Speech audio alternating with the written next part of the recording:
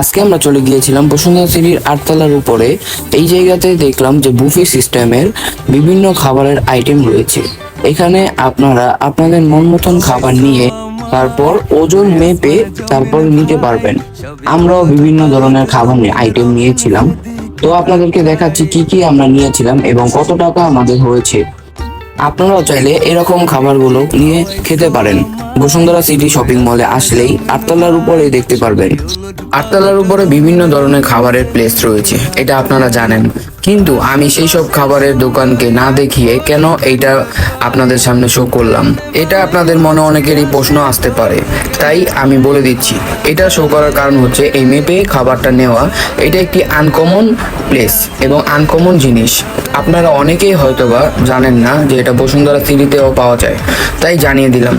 যদি ভিডিওটি ভালো লেগে থাকে তাহলে একটি সাবস্ক্রাইব এবং লাইক এবং কমেন্ট দিয়ে